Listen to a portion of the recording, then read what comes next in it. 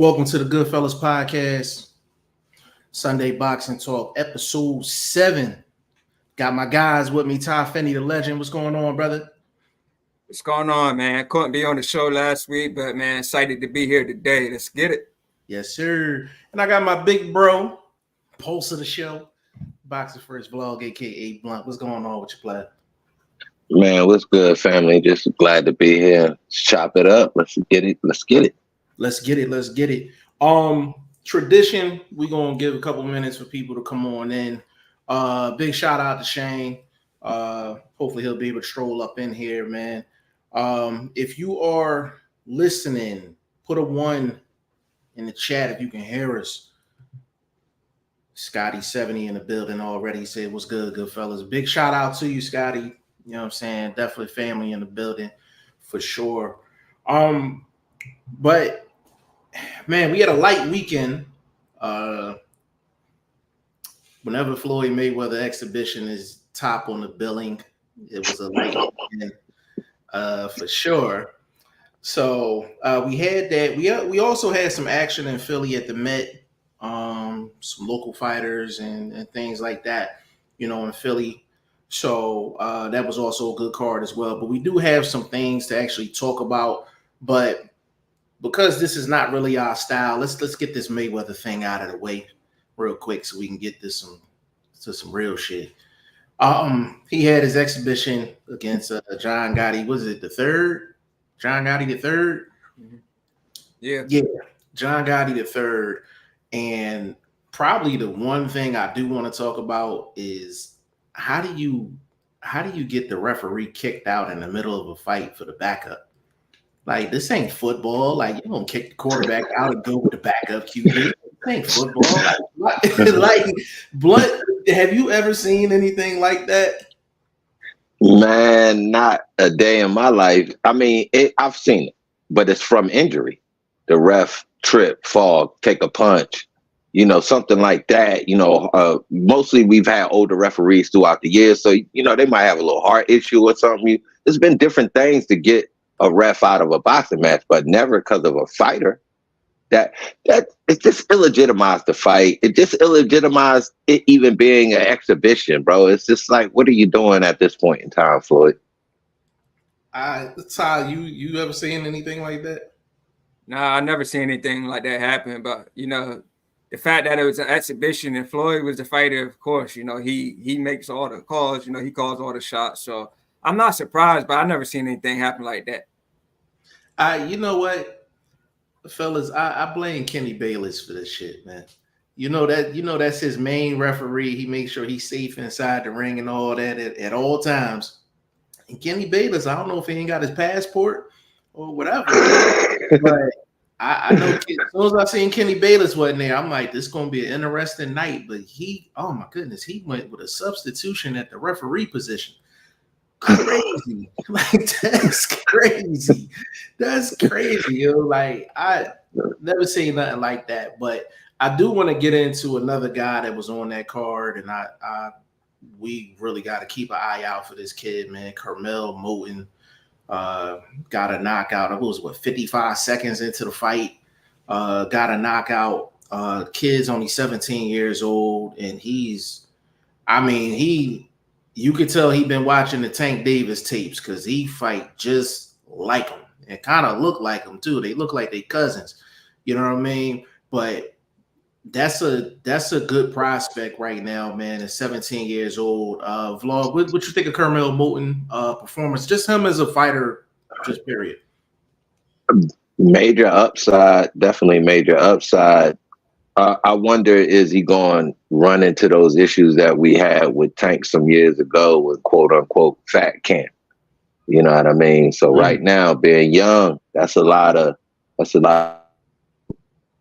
You kind of growing and you let yourself go as the stardom and the lights come, where you go through those issues, and where will he cap out at? You know what I mean? He's definitely not somebody to me that could push anything above 147, and that's reaching. So I'm hoping he stays at the lower weights and can really shine.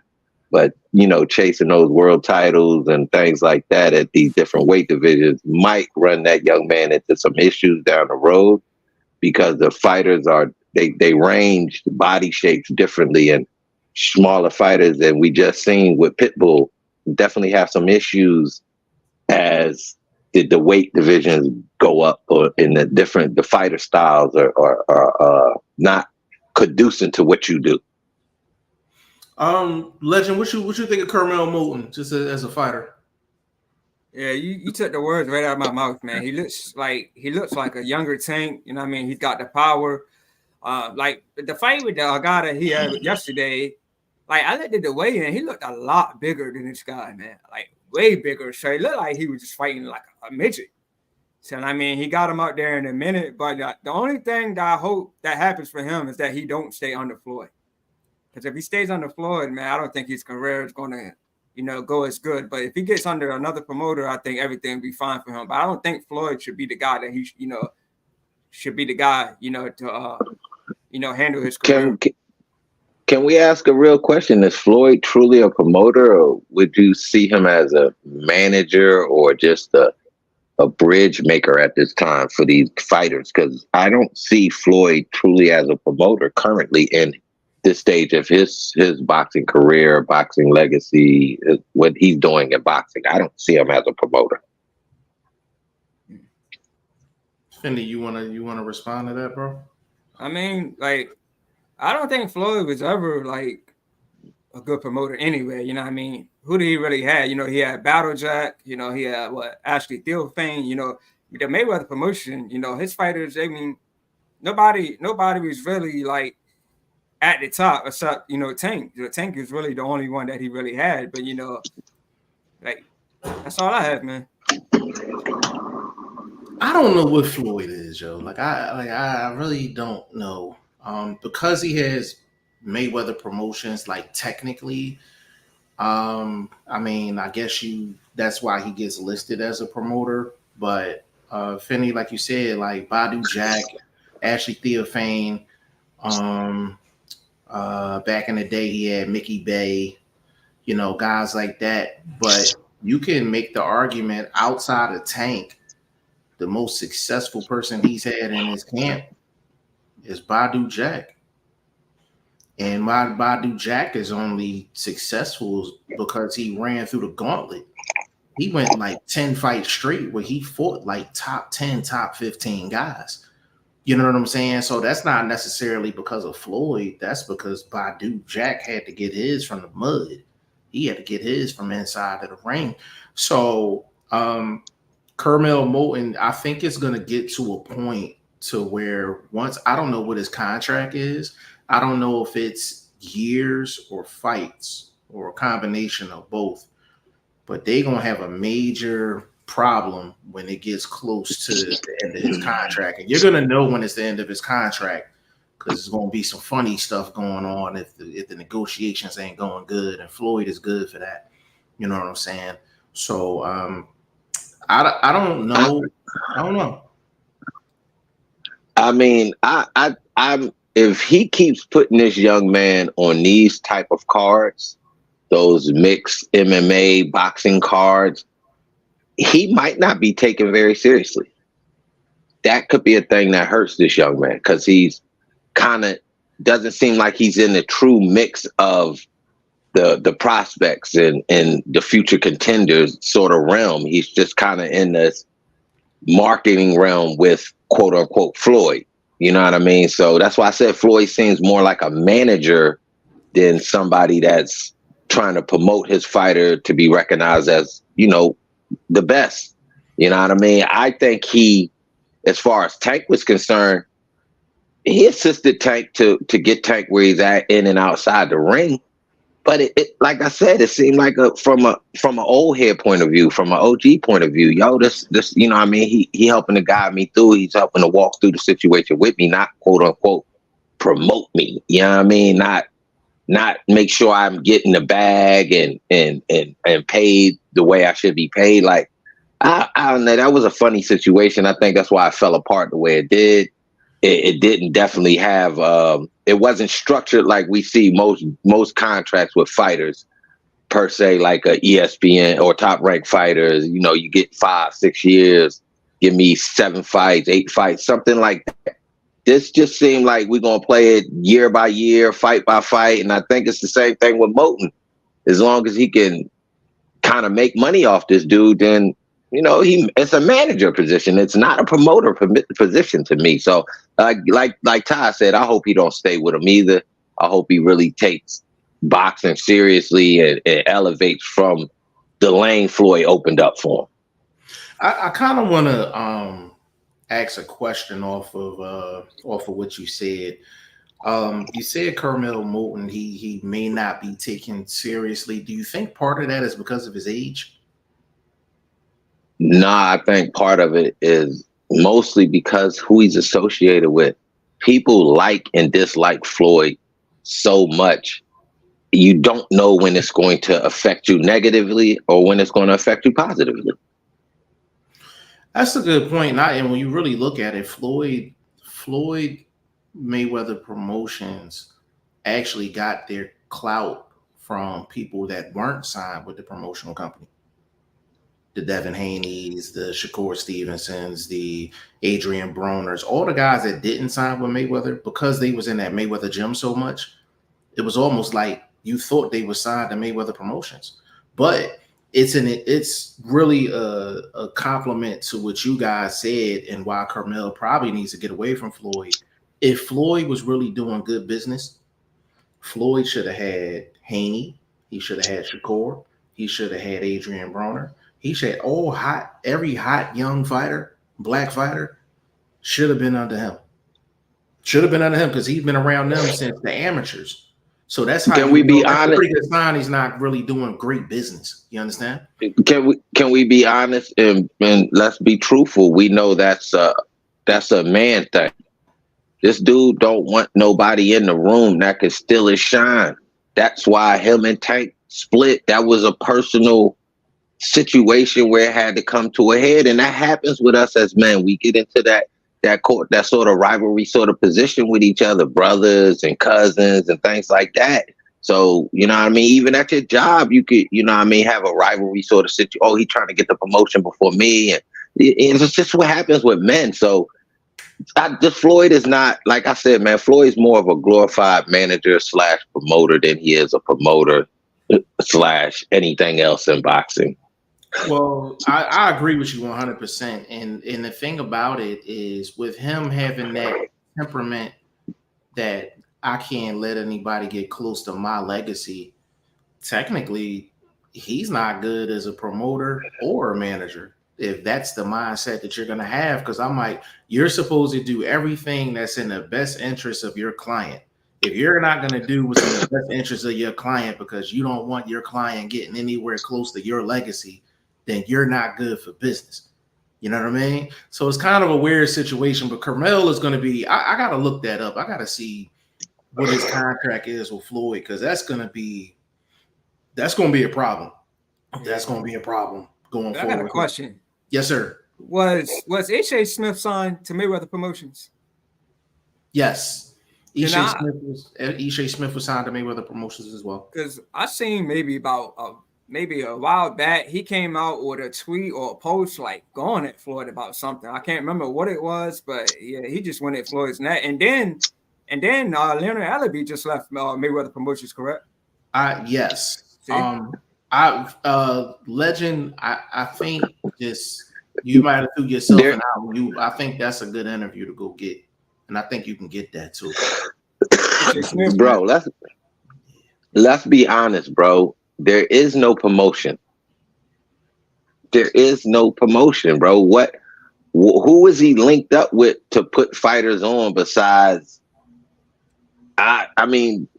He's not putting on real events. When you're a promotion, you put on an entire event, not associate one fighter with an event and now quote unquote you're a promotion. Like I'm confused about that. I've never seen him put on an entire event like Top Rank, like Golden Boy, like these other, like PBC, like anybody else that's quote unquote a promoter.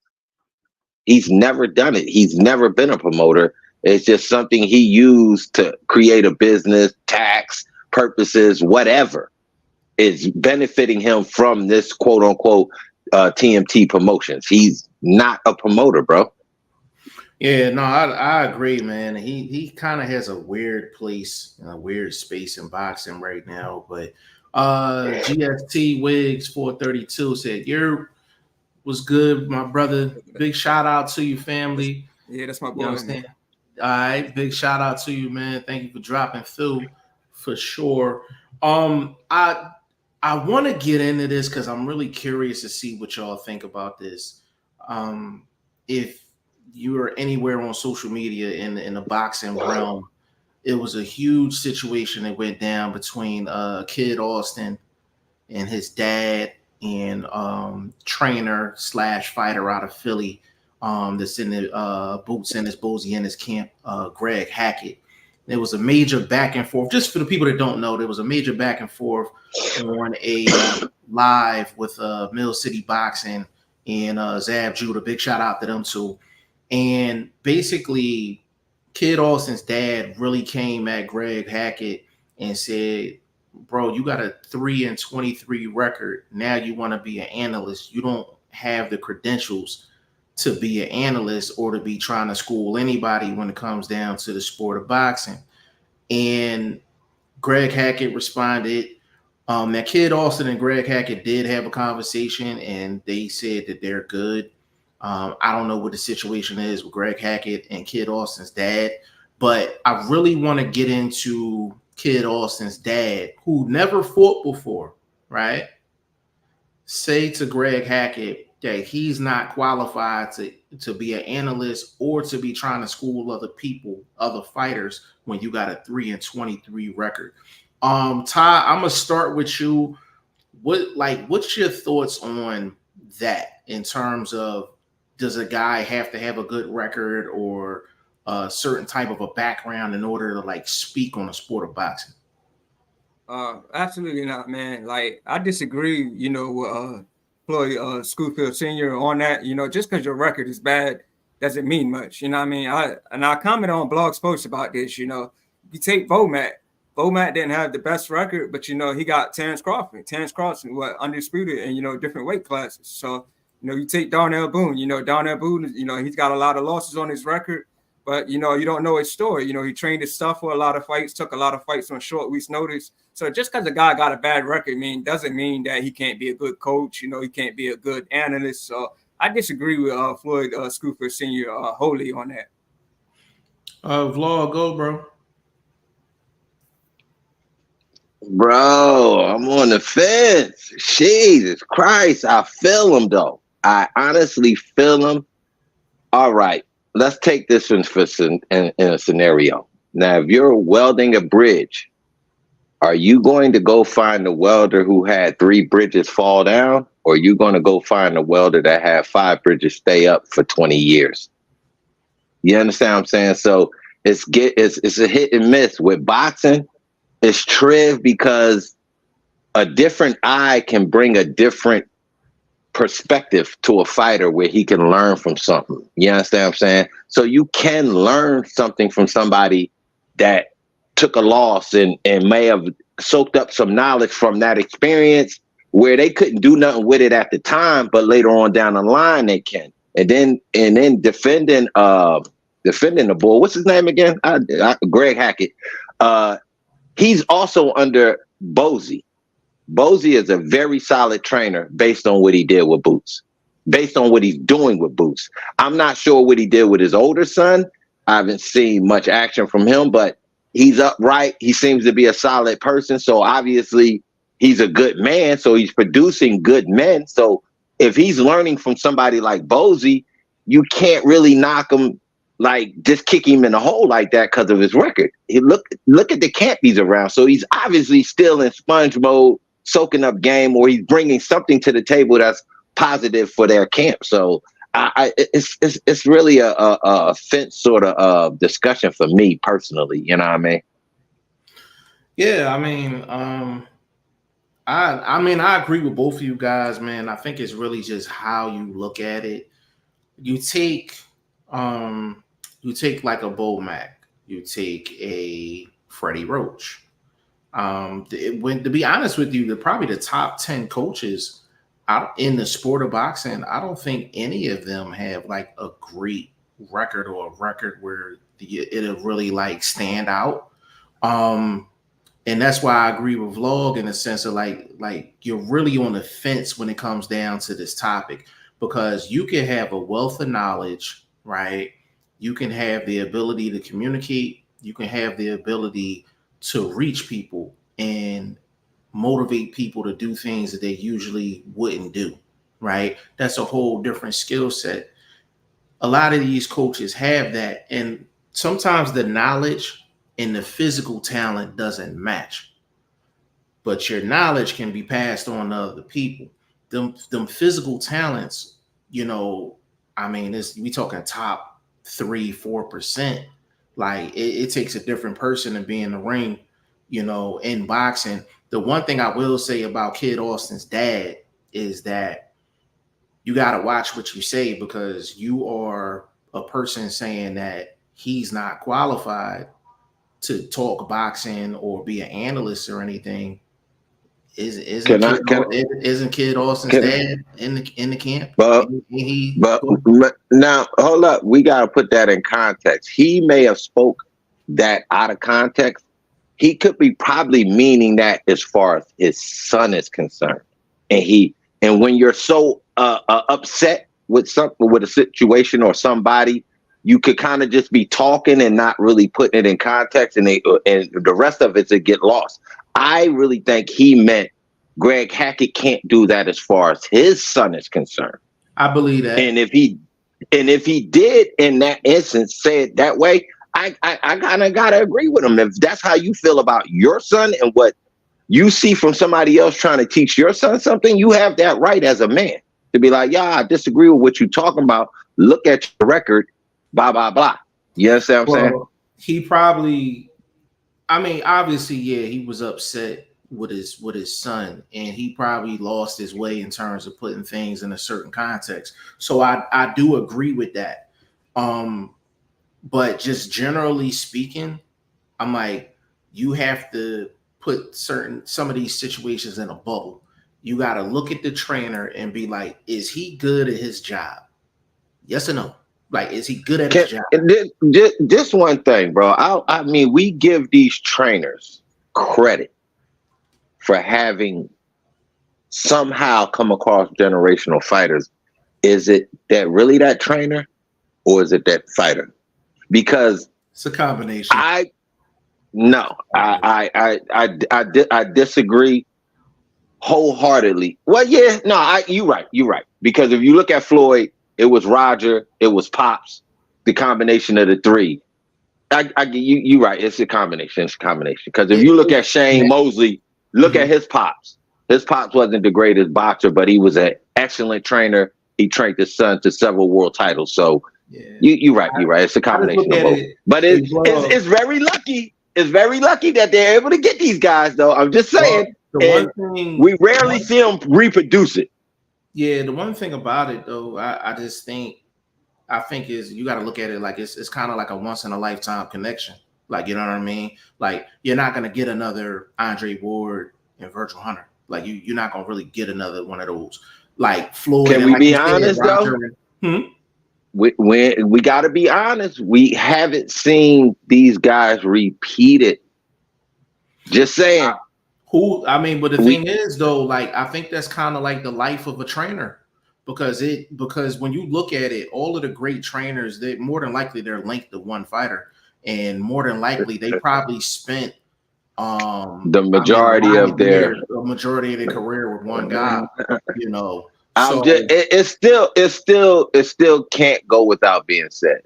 Only did it that way. And I wish, you know what I mean. I wish Shane. Now, hold up, real quick. Bozy has a chance to definitely prove me wrong and kick that shit out of my mindset where these guys can't do it twice, because he got Andy Cruz right now. If he can guide Andy Cruz through this gauntlet that he got to go through at 135, 140, man, salute to Bozy and all the other dudes that do it more than once. Well, let me make this clear too. He did a good job with Bose with his other son too. His son had a real good career too. You know what I mean? Did he get a world title? Yeah, he was a Did he? Did he I'm get a not world sure. title? I'm not Okay. sure. Now we talking but about Vlog, world title. but No, I'm just Vlog, saying in no, general. no, I'm saying you can have a good career without winning a world title though. You can have a Oh, good no career without winning doubt. a world title. That's what I real quick off topic. Mhm. Is Derevianchenko a Hall of Fame eligible? If he stops fighting right now, and he should, based on the Hell injury he had. Hell no. Bro, Hell no. is it not enough fights, or is it the resume? Both. Both. The resume stacked, bro. He got a Sean Porter resume, bro. Bro, he's 15-6. It's no way in hell. I'm just. That's why I'm asking a question. But he has a Sean Porter resume for such a short career. But That's why I just Porter asked. resume though. You don't even have a Sean Porter resume. Bro, Triple G, Charlo, again, I'm just saying resume. I never said wins and losses. I said resume. But Just because you got fired from the hold up. You say Hall of I'm Fame. asking. Yeah, but based on Sean Porter's resume, he's Hall of Fame, and he didn't win all them fights. You don't think Sean Porter Hall of Fame? Hell no. I've seen it. I've seen a debate about this before, Vlog, and a lot of people say, "Oh, hell no! Oh, I'm hurt." So you can't get. Hold up. I'm at. Let me finish before you kill me off right quick. So developing the resume as the guy that takes the fights, he's won 20-30% of those. He hadn't conquered the upper echelon, but he's consistently been in these fights, not getting blown out. That's Derevianchenko, that's Sean Porter, modern day throwback guys from, the Sugar Ray Robinson days type of fighters to me. Mm-hmm. I think that's eligible for the conversation. And both of them have been Sean Porter obviously got a world title, but Derevianchenko may have gotten world titles taken from him based on judging. So I don't know, man. 21 fights in there with a gauntlet of names. That's a very interesting debate. And an international fighter, too. International guy. I don't even think it's a debate. I'm going to tell you why, though. Has he ever had a home fight? Probably not. This a road warrior, bro. These are different things. And as a boxing writer myself, I'm asking other boxing writers, are they taking this into consideration? Bro, but this is the thing you got to think about. Like, if you let the guys like Sean Porter and Derevianchenko in, Hall of Fame is like, that's different air, bro. Like, that's different air. Like, I agree with what you're saying. Man, bro, we can go through the Hall of Fame and probably snatch out 100 of them garbage ass motherfuckers they done already put in there based on some quote unquote, they got the complexion. I got an idea. I got an idea, bro. Snatch a Hall of Famer out of there and throw Derevianchenko in. Oh shit! I gotta get me a list first because right off top I don't have a Hall of Famer that I can say. Fair enough. We can revisit it. Definitely. Let me run into comments real quick. Tommy Dokes in the building. Big shout out to Tommy Dokes. Said Kid Austin Pop seemed feminine. The voice is a little high pitched. It's a little high pitched. Hey, the ladies love him though. His voice got a flute type substance to it, but so, Derek Lincoln says salute G5. Big shout out to you, player, man. Appreciate you stopping. Tommy Dokes, who has a higher ceiling, Carmel or Abdullah? Y'all want to tackle that? Man, bro, y'all is sleeping on the guy, bro. I appreciate Abdullah, what he doing. Andy Cruz, a lot of these dudes, but Shushu is the guy. Shushu is Zab Judah times 3. You ain't answered the question though. You went right in the obviously Abdullah, because he has a prototypical size that can carry him through the weight divisions. That question really. No, I'm not capping on Dokes. I know you can come harder than that, baby. Yeah. Legend. Yeah, I would say Abdullah Mason right now because, like I said, he's on. Is he with Top Rank? Yeah. Yeah. So I'm going with him right now. Moten is Just on the because he with floor. a real promotion. Yeah. So I'm just gonna go with him right now because I think they're gonna build him up, correctly. So right now I'm gonna go with Abdullah Mason. Okay. Tommy Dukes, I like the father and son duels, but at what point does the father's attention become detrimental to the son's success? Good question. Good question. Vlog, you want to jump on that, bro? I need to know when he says attention, is he meaning towards the media, towards himself? Like I'm confused. Like when he says attention, the father. I think he means the father getting attention in the media, social media, and all that. Correct. I mean, bro. To be honest, Mr. Dokes, that can help and hurt. That's a 50-50 because even negative promotion is promotion. Even if you feel like the father's on their social media, these platforms being negative, it's still promotion. It's still eyes tuning in. So now somebody want to see what his son look like since the dad got so much to say. You feel what I'm saying? So I think it could be a little bit of 50-50. Legend, what you think, bro? Yeah, I agree. I agree with Vlog. We could take Bill Haney and Devin Haney. When they had a press conference for Regis Prograis, like Bill Haney was just doing so much talking, man. Like, I mean, I know that's your son. I know you're his trainer and everything, but like Bill Haney was just doing way too much talking. And like this is Devin Haney's fight. You know what I mean? Devin Haney's the one getting in the ring performing. So it can be 50-50. Like I think like Bill Haney definitely took away Devin Haney's shine in his last fight, just at the press conference. Tommy Dukes, I am going to say that with promotion, a lot of these fighters, they need a hype man.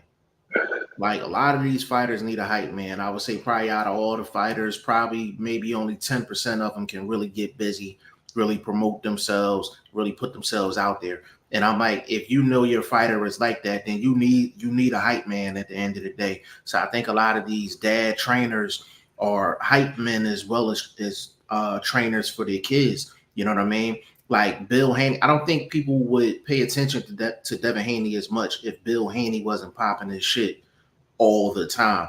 I don't think people would pay attention to Danny Garcia as much when his dad was going crazy.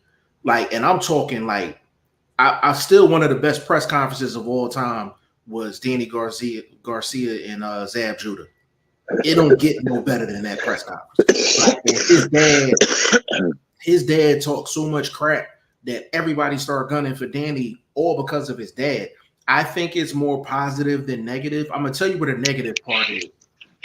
When dad is not contributing to the corner and son is declining as a fighter, that choice of bringing that extra voice in, and are you going to let that extra voice actually be heard in the corner?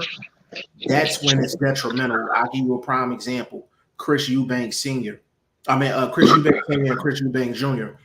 Eubank Jr. wasted the first 3-4 years of his career because he thought he was like some Adonis god or something like that. He had a trainer in the corner, but he couldn't say anything because his dad was there. And Eubank Jr. never really developed as a technical fighter because his dad already thought he was God's gift to boxing. So when he linked up with Roy Jones, things like that, it don't look right. Only thing Roy really tried to do was turn him into a clone of him. You understand what I'm saying? I think that's where the negative comes in at when it comes down to fathers and their fighter and them being with their sons. But promotion wise, I think the fathers are needed because a lot of these fighters don't talk that talk. They don't talk that talk. You know what I mean? And I'll be honest with you, we talk that talk better than most fighters. Like, you feel what I'm saying? Like, I know we don't fight, but we talk that talk better than most fighters. And I was going to say, I was like, good point with Andrew Garcia. I was going to say the same thing too. Like when he was coming out with, Danny Garcia, he'll come out holding the belts, dancing, walking to the ring. So he bought some entertainment too. So can we be honest though, bro? A lot of the fathers that are like that, they are literally living through their son. And there's nothing Absolutely. wrong with that, bro. Absolutely. You created that life, so that is your right to enjoy his experience, to live with him through his experience. And I'm not mad at none of these fathers that we brought up right now. Personally, myself as a boxing fan, so Mhm. let them do what they do as long as we keep things respectful. I know things have gotten out of line over the years from time to time, but hopefully we keep them within that bracket and keep the fight exciting, give it the build up it deserves. But you know what I mean? It, like I said, it's 50-50 as far as their effect on their sons' careers, but it's needed definitely, like Jeff said, because all these fighters aren't ABs and Mayweather type guys, so they Absolutely. need that voice. I got a And we're question for in this. Paul, yo. Go ahead. Yeah, Go talk ahead. to I me. got a question. All right, I know Ryan Garcia, was on PDs, he popped for PDs and all that. But okay, since we've spoken of Bill Haney, do you think that he was a good trainer for Devin Haney when he fought Ryan Garcia? Okay, he's good. He was good No. at the press conference and everything, but do you think he was a good trainer that night for his son? No. At this point of Devin Haney's career, we can't allow him to use his athleticism and Bill's voice to get him through. Now we need the technical X's and O's where even the Floyds had to get it. You know what I mean? Even the Mannies had to get it. You at some point you still has to be directed. Like that's why they call these trainers the third eye. That's why that corner is your third eye.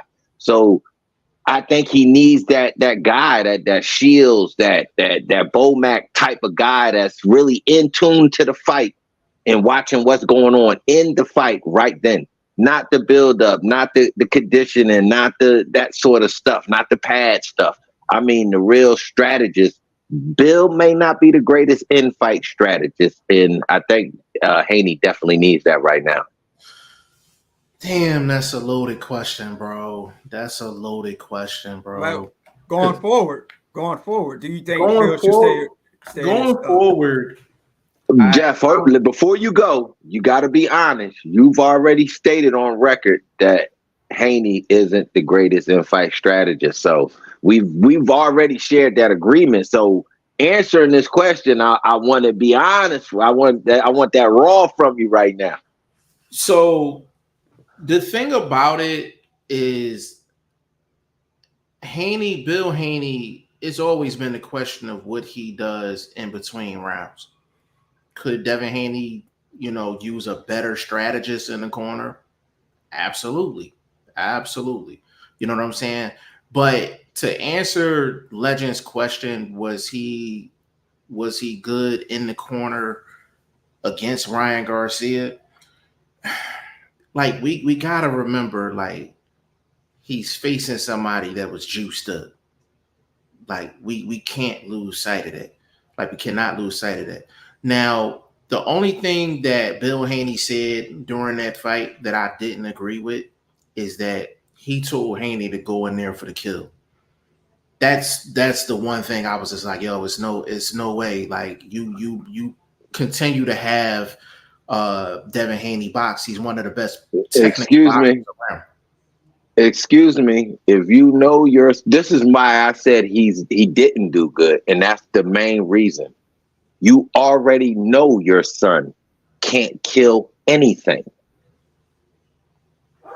You haven't seen your son kill anything in almost 4 years in the ring, bro. What are you talking about going there for the kill against the bigger man? Even without the juice, Ryan Garcia is the bigger man. So what are you talking about, bro? I agree. I agree. I, I agree. I think even with that's the only issue I really had with Bill in that fight, and it's a huge issue because you tell somebody to go for the kill, some of the fundamentals go out the window when you tell somebody to go for the kill. You understand what I'm saying? And Haney is big on fundamentals. He's one of the best pure boxers in the sport. I don't care who likes or dislikes Haney. He's one of the best pure boxers in the sport. I think the main thing that failed Devin Haney is that for some reason he could not understand how to catch a left hook. The base of his defense should have been catch the left hook, react off everything else. and he never did that in the fight. Like even if Ryan Garcia missed that check left hook, that lead left hook, he wasn't missing by much. He wasn't missing by much at all. So I think between those two things, it was like a big problem. I think the biggest problem was just Haney could not catch the hook. He just couldn't catch the hook. Okay. It's crazy. Now that leads me back to your corner. Your corner makes in-fight corrections. Say, my guy, let me get this string and I'm gonna tie this shit around your goddamn head, and I want you to go out there and fight right. Like you have to do something like that in the corner to check your fighter. Sometimes you can't force the correction, but did we even see him try to apply the information to get the correction going? So do you blame that on the trainer? Do you blame that on the fighter? And that's it. In the situation of not even having the information presented to the fighter, I blame that on the trainer. Because if the fighter doesn't do it, that's just his fault. But if you're not even told to do it by somebody quote unquote training you, then that's the trainer's fault. Now, if you get told to do it and you don't go out there and do it, bro, I'm upset at you. Everybody that's analyzing the scenario can see the trainer told you to put your goddamn hand up and you just refuse to do it. Yeah, he got hit so many times with that lead left hook. It looked like, and the thing that's troubling about it. That's why I'm really 50-50 on this. Like I'm really half Haney, half Bill. Strictly because I can see if this is the first time they fought. That was the 7th time they fought. They fought 6 times in the amateurs. You understand what I'm saying? Like, and both guys fight the same from the amateurs. So it's really, I'm like, as a fighter, especially with a lot of these guys say, oh, I don't watch tape. I'm just going to go in there and just adjust. If you have that mentality, right, and your opponent best weapon is a lead left hook, your number one job as a fighter is to take away your opponent's main weapon, correct? Yeah. Neither one of them looked like they went through the process to do that. I think both of them went in there arrogant, bro. Period. Oh, no doubt about that. Again, the arrogance of the fighter, you can almost still blame that on the trainer too, bro. Like your trainer is supposed to rein you in if you're getting outside yourself. That's why you have a personal connection, or at least you try to have a personal connection with somebody you working with on that level of boxer to trainer scenario. You know what I mean? Because you want them to be able to understand the way you're throwing out, I won't say commands, but goals and tasks, so to speak. So you got to be able to understand each other. So when we get these, we do have these not miracle, but outstanding relationships. Bo Mac, Mike Tyson, and the OG white boy, those sort of things. It's to be saluted. So I can't knock them for what they've done thus far, but going forward, bro, you got to take a different look at it. Me personally, just to cap that off, and I don't disagree with anything you said. Like if people think Bill Haney, a lot, he has a lot to blame for that loss. I'm totally with that. Going forward for Haney, I know Roy Jones said something. He was saying like, oh, well, the next time Haney get in the camp, I want to get in the camp with him to help him turn over shots, things like that. And listen. If Roy don't go get his own guy and develop his own guy, bro, Roy is trying to be the hired gun of boxing right now. Bro, you're not the secret sauce, bro. Just stop, bro. We all feel like we can make these corrections with fighters and shit, and I get that. But if you're the guy, bro, I need you to go to Pensacola, Florida, to where there are some young monsters at, and develop one of them and give me a Moten, give me a Mason, give me a Shoo. You know what I mean? Give me a Ford. Give me somebody that we can say, Roy, don't go to the Eubankses. Don't stop, Roy. Come on, bro. You destroy your legacy, man, with this please hire me sort of stuff that you keep throwing out here like that.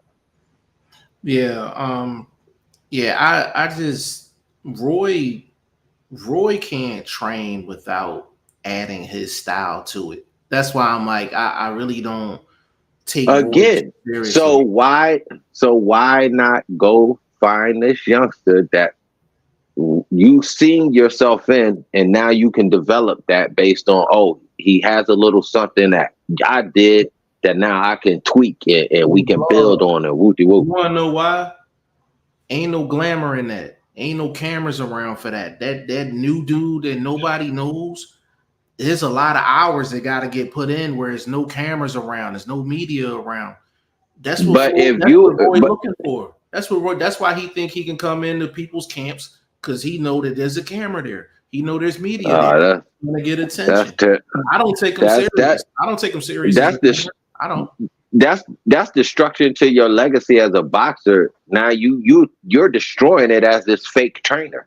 But you know To what me, though? I'm glad you brought this up because this kind of goes against Kid Austin's dad.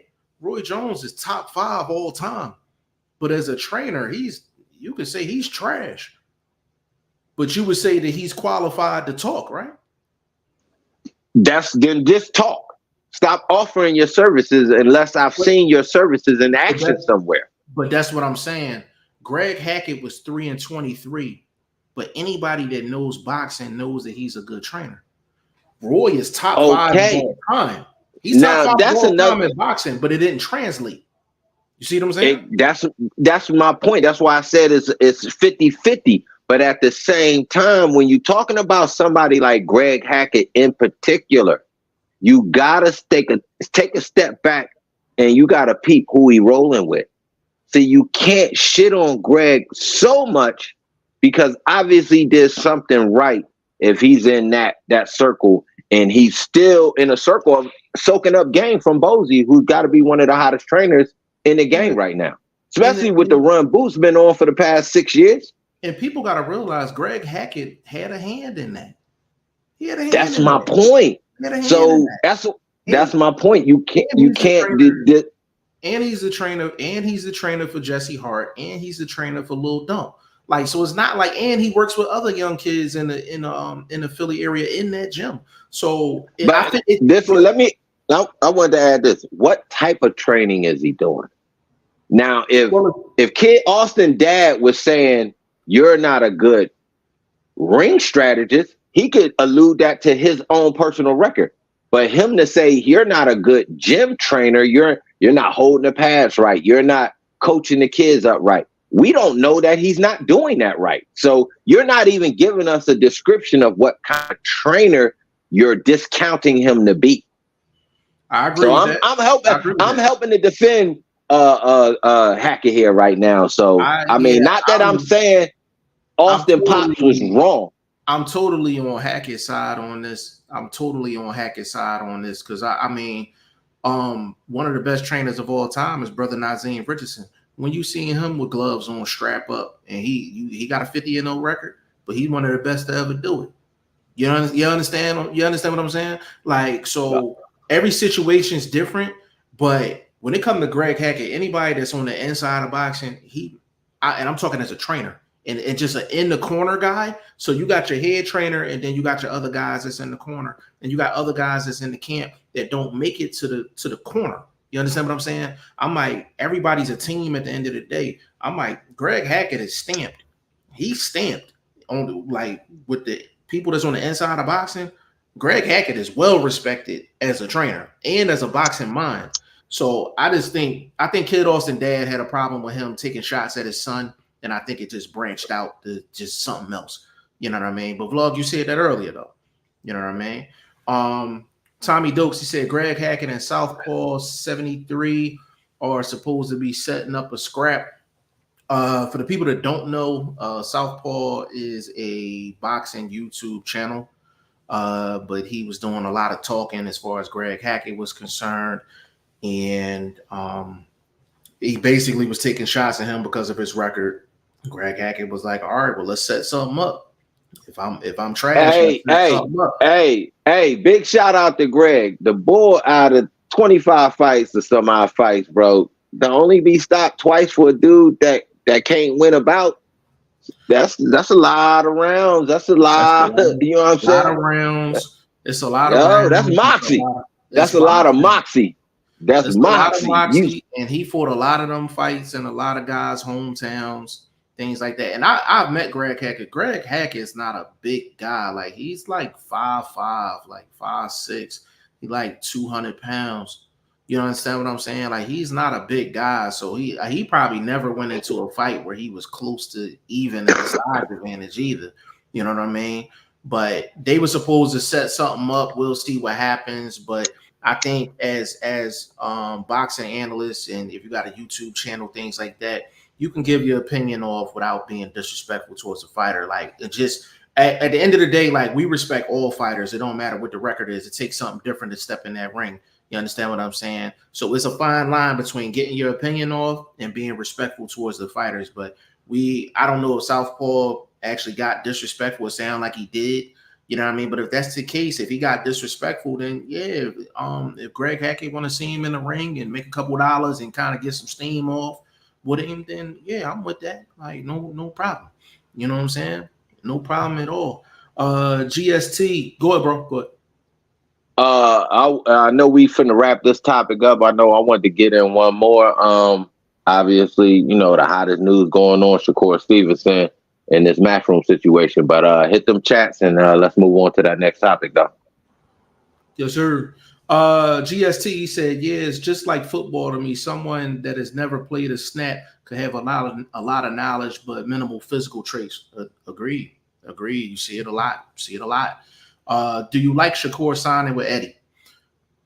There we go. Blog, Thank you. You want to get on that?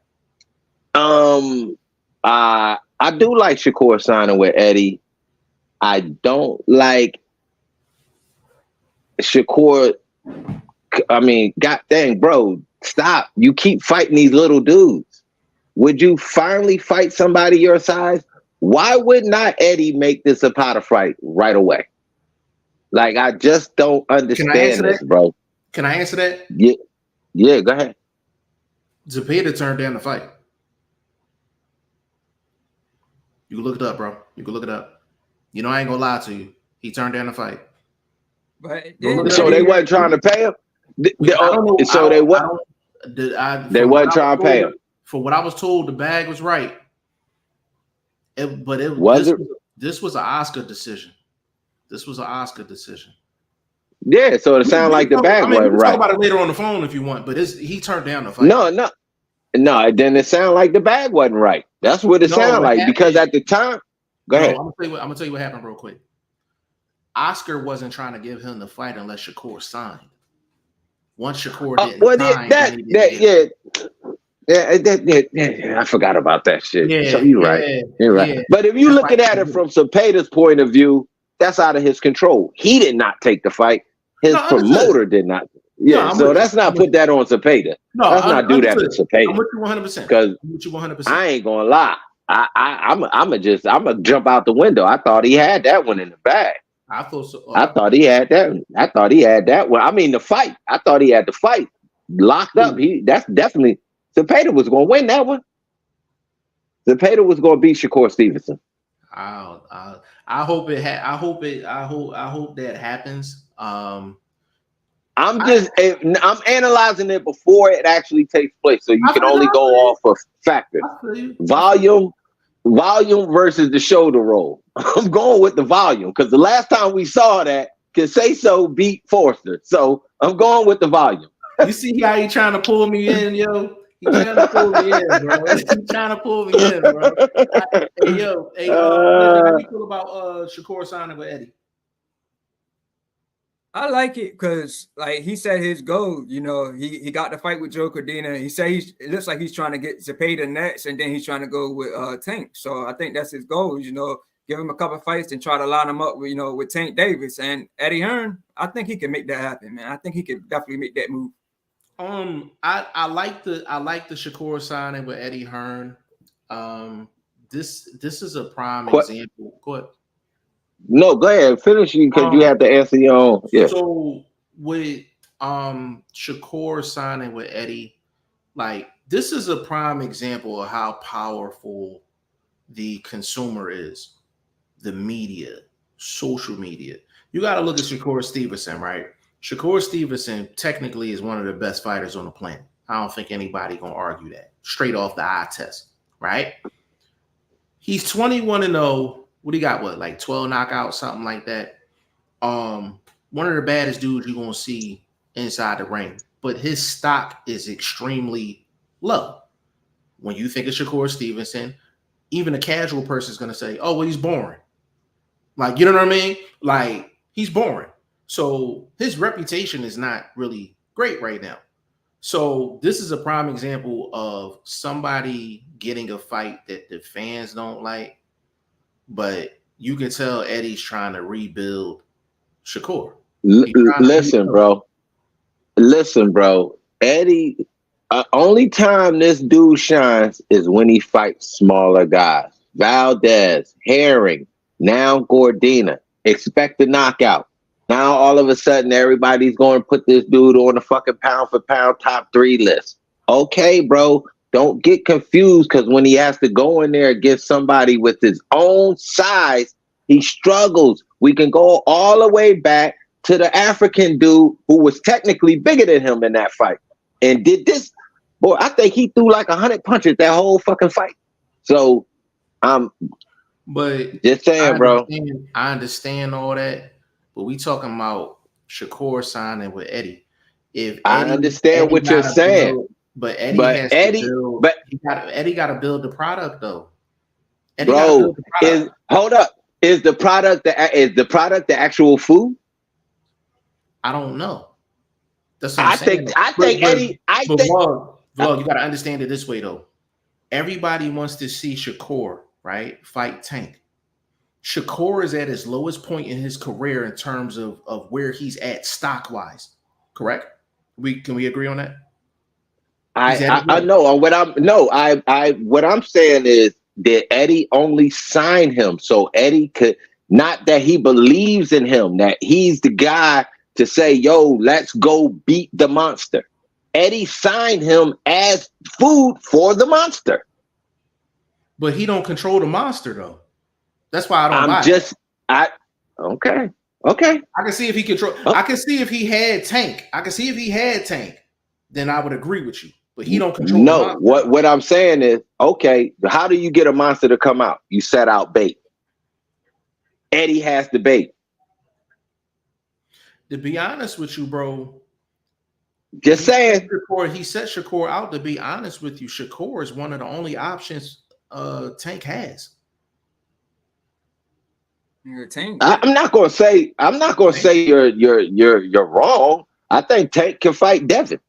The Tank could rematch with Garcia. Bro, Tank Devin's stock is lower than Shakur's. Devin's stock is lower than Shakur. We're talking about why?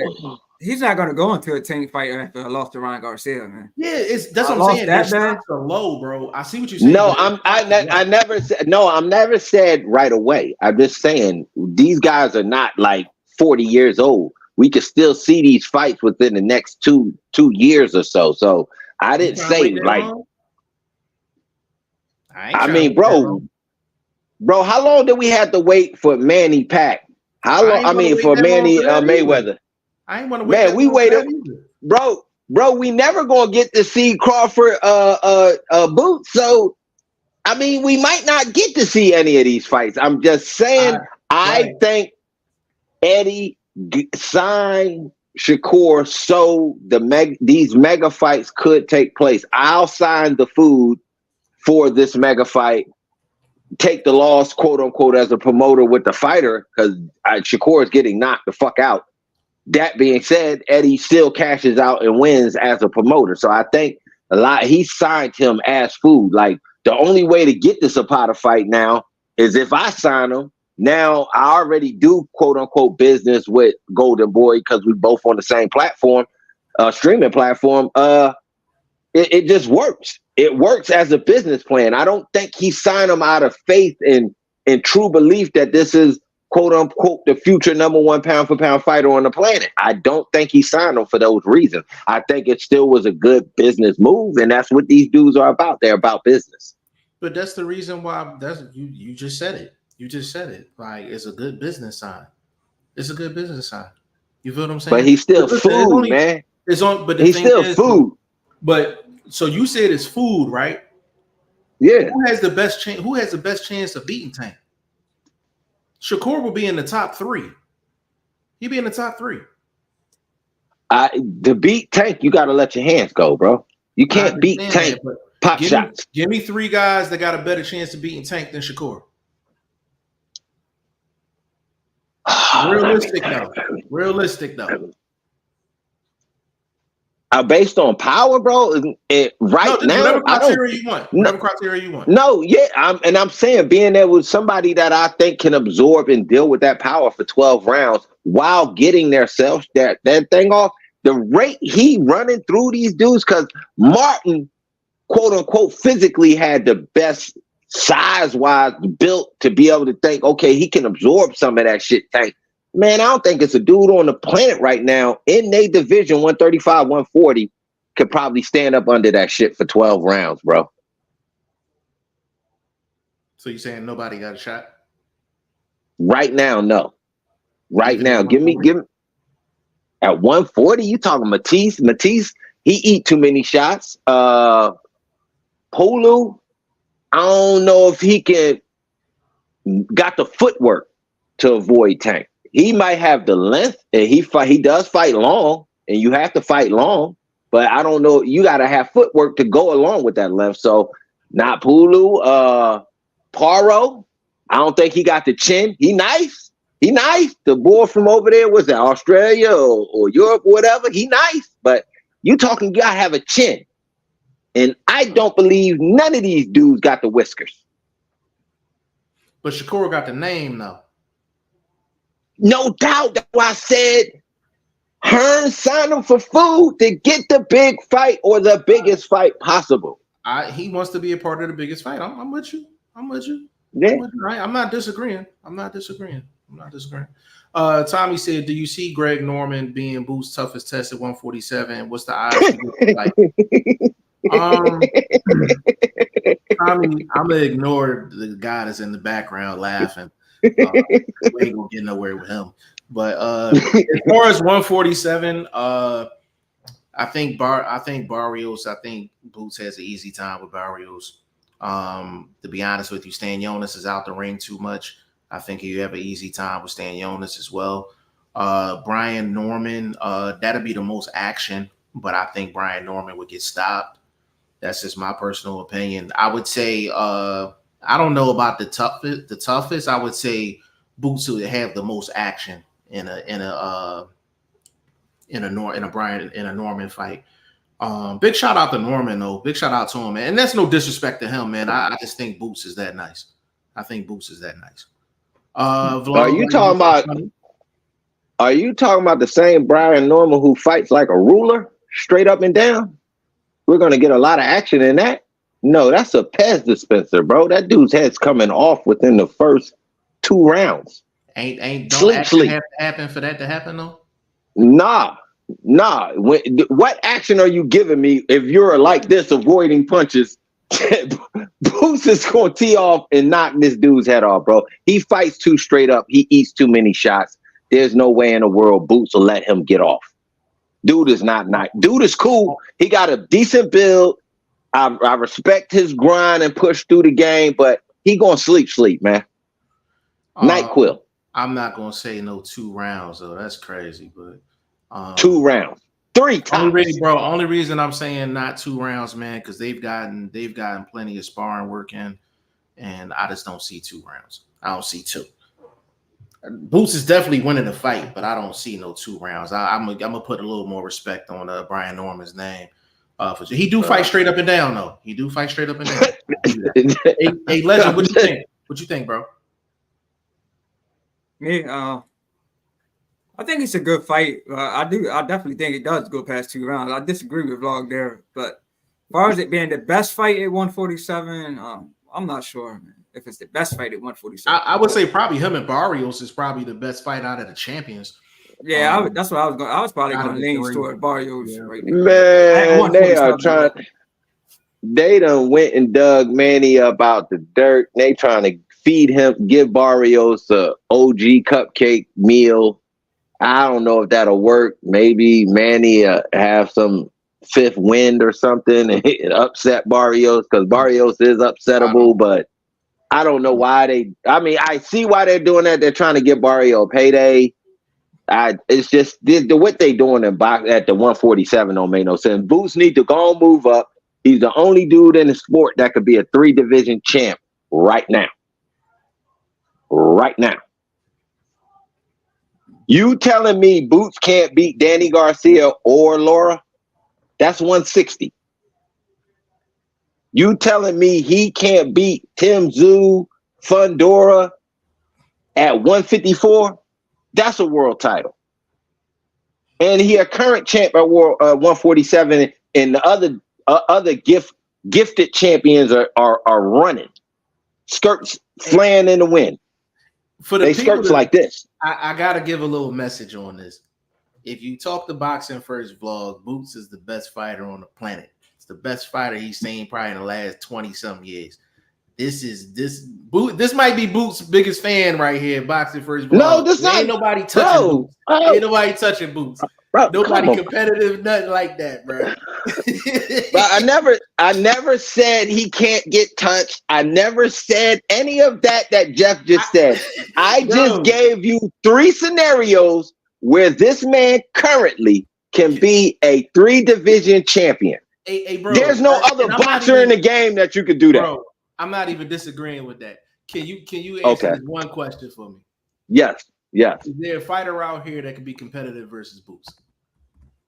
Let me see. You actually know who I think could probably be competitive against Boots? Janabek.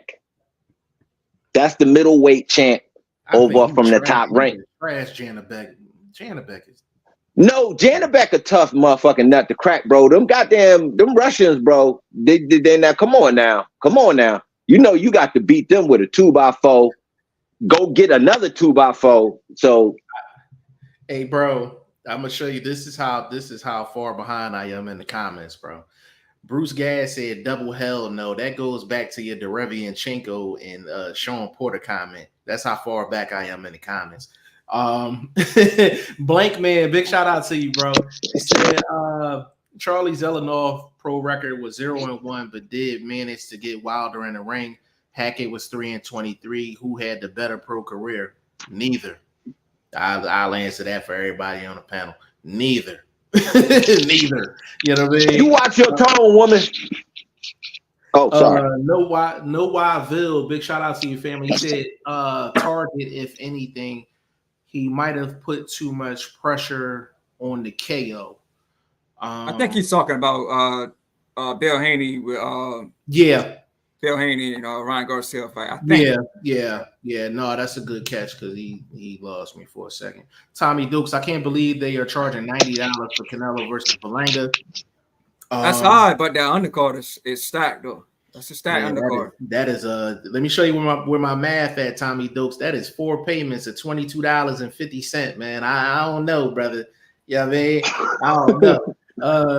No Whyville, he said Haney being such a high IQ boxer, you would assume he'd do it automatically. You know what? No why. Let me comment on that really quick. The thing with Haney, right? Haney, you've never seen Haney. He has an elite, A game, A strategy. You know what I'm saying? Like, you've rarely seen Haney tap into a plan B or plan C. The one thing I will say about Ryan Garcia is he made him tap into a plan B and a plan C. We seen the Haney plan B is reinforcing plan A. And a lot of times that's a problem. That's a big problem. He's a high IQ boxer as long as he's in that plan A. As long as he's in that plan A. The really great fighters, they got the plan A, plan B, plan C, plan D. And that's what Haney had to show in that fight against Ryan Garcia, and he just couldn't. You know what I mean? But I hear your point though.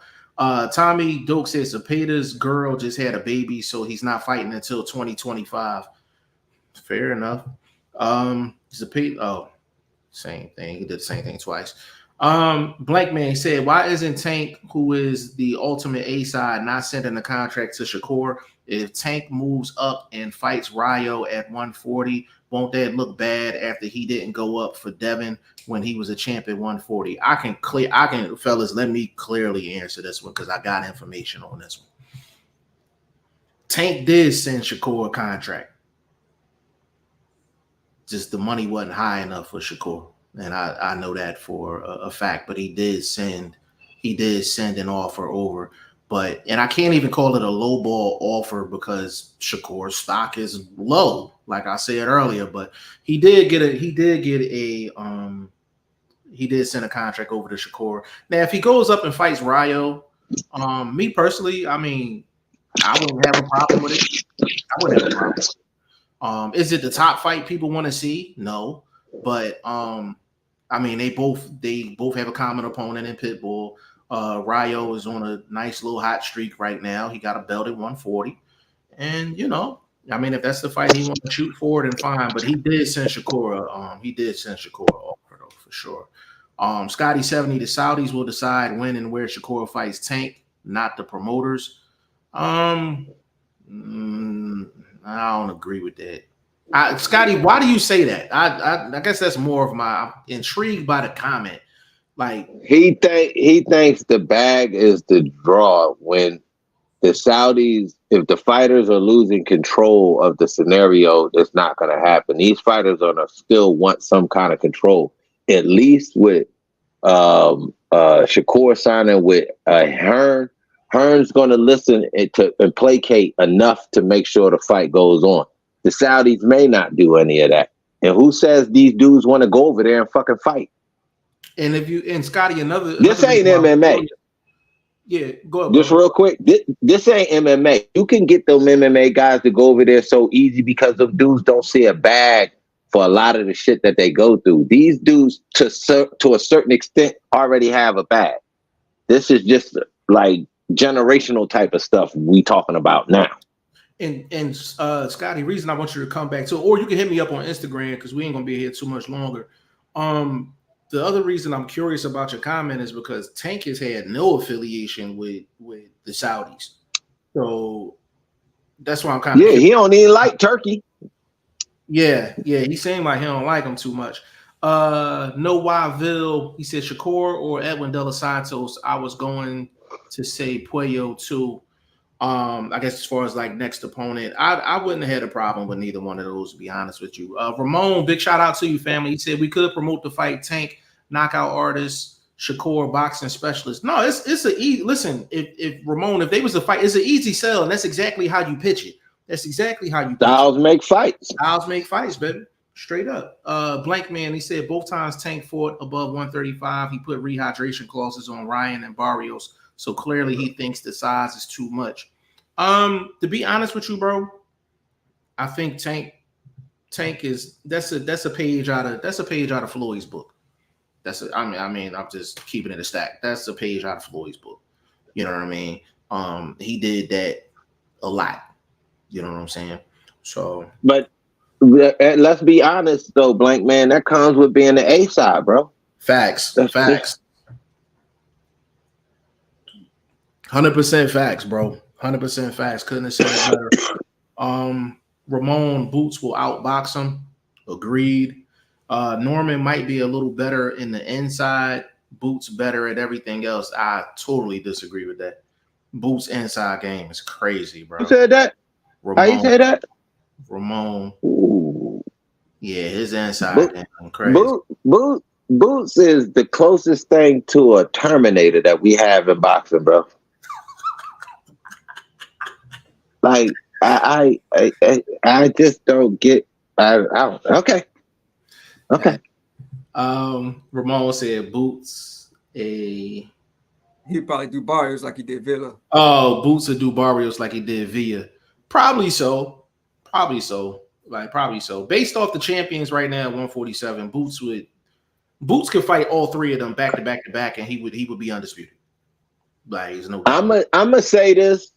Out of those three, I think the toughest test would be Stan Jonas because of his physical stature. He's a very solid guy. So, but athletically, yeah, that's why I said based on those three. Okay. Yeah, just physically, I think he would be able to absorb the most from Boots, probably go the longest. Okay. Fair enough. DM3 in the building, man. Big shout out to you, brother. He said, what happened with Haney? He got overly emotional and Ryan got in his head. That's why he was trying to knock him out. If he would have just stuck with what he does best, he would have won on points. Bro, I'm not even gonna lie, bro. I agree. I agree. Corner. I agree. Trainer. I agree. Cut man. Yeah, I agree. Hype man. The thing about it, bro, is just whenever you see a top level technical fighter let their emotions get the better of them, and this is throughout history, and I'm pretty sure Vlog and Legend can get some old school examples. Whenever a high skilled guy actually gets their emotions involved, they always end up in trouble in the fight. Go ahead, bro. Mike Tyson took his goofy ass all the way to Japan with everything he had going on emotionally and everything, and still thought he was the baddest man on the planet, bro. Boxing, 85% mental, bro. You got to be right in the head, even if it's inside the fight. Like, oh, this dude talking shit. He doing this, that, and the third. Holyfield kept it together and got rid of Mike even after Mike bit him. Yeah, So, you know what? I'll give you an old school one. Pernell Whitaker when he fought the Black Mamba. When he fought Mayweather. That was at 10-0. I think he might have been 8-0 at the time. It was a hometown fight, and him and Roger Mayweather, they was just going at it all through the promotion, all that. And if you want to see Pernell Whitaker not fight like a clean technical style, go pull that fight up. Like his emotions was involved. He ended up getting knocked down in that fight too. Now he won the fight, but it just goes to show like your emotions for a technical fighter will get you in trouble. You know, I'm not saying they can't win the fight, but it'll get you in trouble. And there's a lot of fights we can point to. But Vlog, good example. Ramon said, he said, I agree, brother.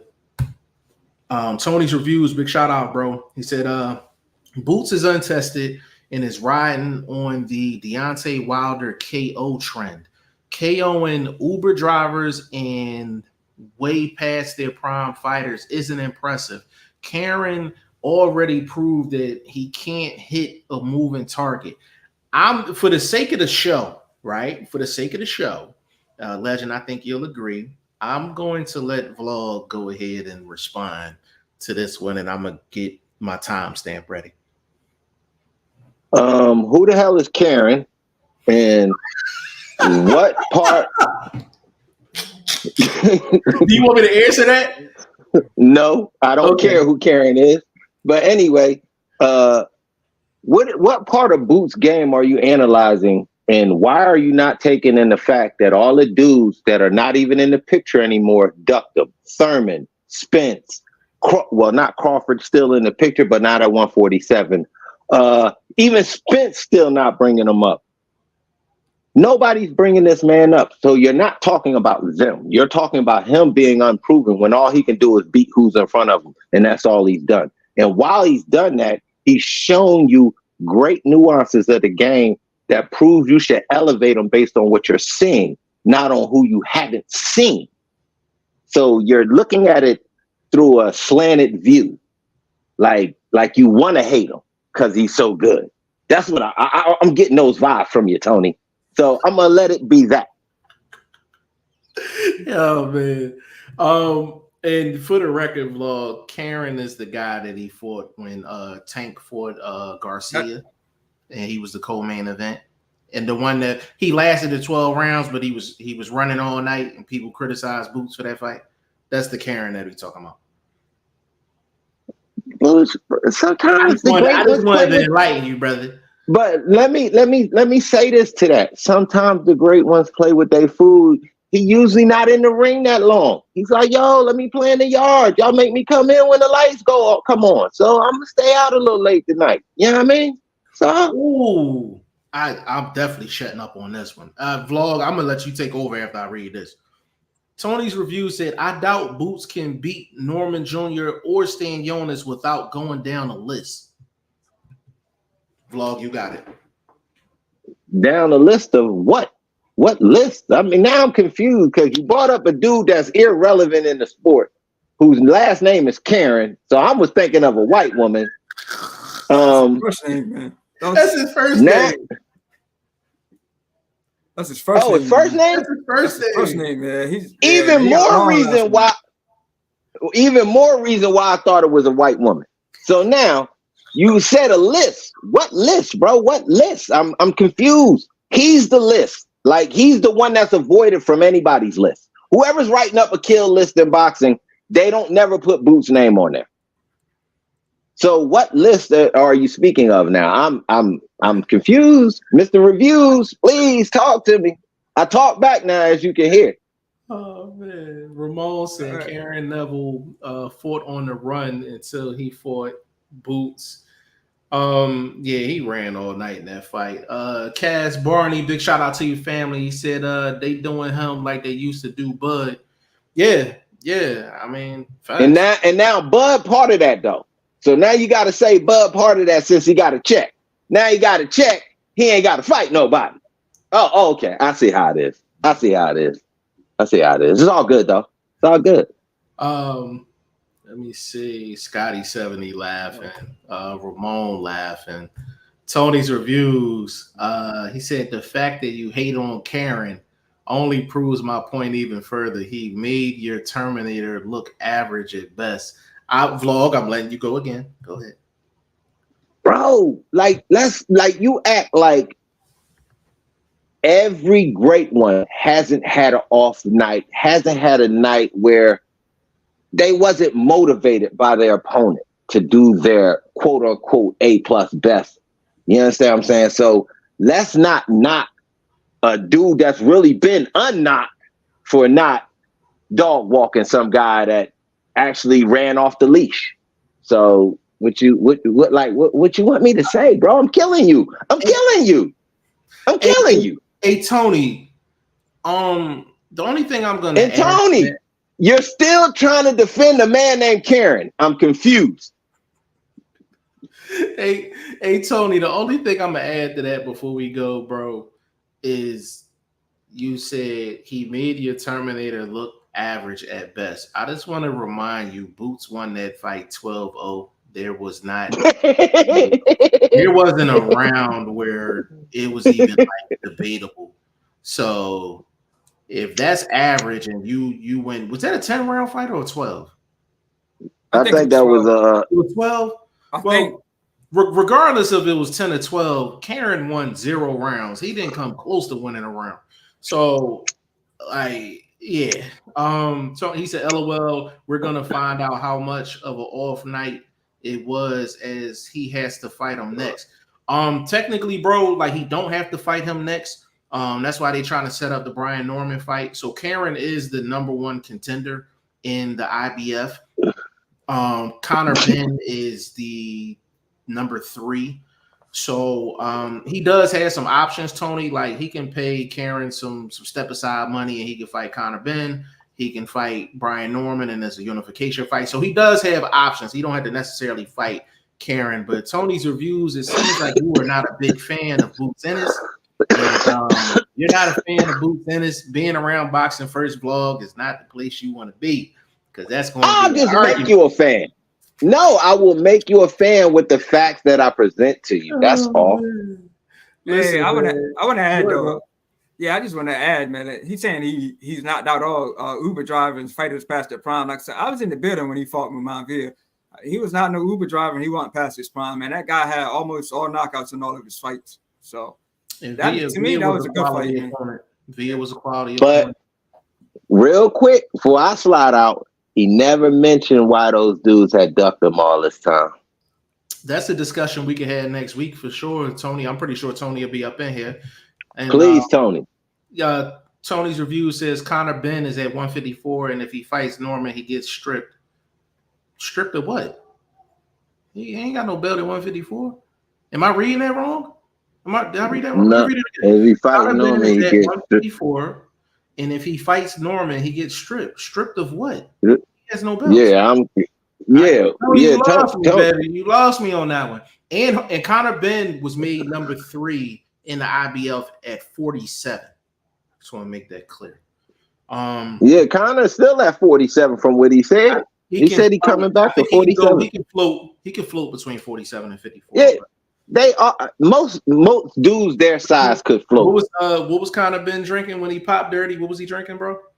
Bro, he was on that space juice, that go gadget. He was on the moon rocks, homie. Like they was melted down, liquefied. He was drinking that shot up in the arm, brother. Hold on. Tony's review said via LOL, he just lost to Ellis and Ellis got robbed. Boots get stripped of his IBF. No, bro. So he talking about Sheedy. Yeah. He talking about Sheedy. I think he would have won that fight without that last knockdown too, bro. That was a competitive fight. But if he beats Rashidi Ellis, then that's a quality opponent, bro. Rashidi Ellis, nice with it. Now he's not a top 5 fighter, but he's definitely a credible guy for sure. Yeah, but Rashidi couldn't stop him, man. Like Rashidi, he was throwing, he was throwing pity pat shots, and he just got winded in the last couple of rounds. Yeah. Tony, you would bring the smoke at the end of the show. I might have to sprinkle one in maybe this week, maybe Wednesday or something. Wednesday, I got Wednesday off. I got Wednesday and Thursday off, so maybe we can sprinkle a Wednesday, Thursday night joint. A little special edition. See what we could do. But we're gonna close this one out, man. This is almost an hour and a half strong. This was a really good one. We didn't know where this episode was gonna go because we ain't really had no topic. But this one came out good, man. Hour and a half strong. Vlog. Give them your social media and everything that's going on with you. I'm on the gram using the number 1 instead of the word. Boxing number 1, STVLLOG. I'm on Threads. Hit me up. I'm gonna be telling my life story over there in short increments while I'm posting my boxing love. You dig? So just tap in with me, man. And obviously we on the tube. Posted. I got a fight run for your Heine taking me all the way into September 27th. Ending up with Xavier. What's the young boy from Top Rank? Puerto Rican cat, tall, lanky dude. Xavier Zandez or something. Yeah. He the last fight on my run, bro. I got think of like a team fight, little run I'm on. And Pacheco came through for me, and then y'all see it posted. I'll probably put a short up of that little ticket I got cracking. Before the next time we do a show, I gotta make sure both of y'all have y'all channel links so we can put it in the chat at the beginning of the show so people can subscribe right from the show. Legend, giving your social media, your YouTube, and what you got going on, brother. Yeah, man. Facebook, Todd Finney, Instagram, the Legend 3347. Stay tuned for the interviews. I am talking with a boxer back and forth, so we are gonna make something happen. So yeah, just be on the lookout for that. Hey man, Ishe Smith too, man. We need that, bro. I think that's one you can get. It's coming off the Mayweather fight too, so it's a good time to get him. Man. Y'all can follow me all over the place, man. Facebook, Instagram, TikTok, YouTube, everything G5 Jeff TV, man. So follow us on social media. I'll let you guys know probably by tomorrow if we can get a Wednesday or Thursday show in. That'll be a special one for us. But on behalf of Ty Finney, the Legend, Boxing First Vlog, and your boy G5 Jeff TV, this was episode 7 of the Goodfellas Sunday Boxing Talk. We will see you guys hopefully this Wednesday or Thursday. Peace.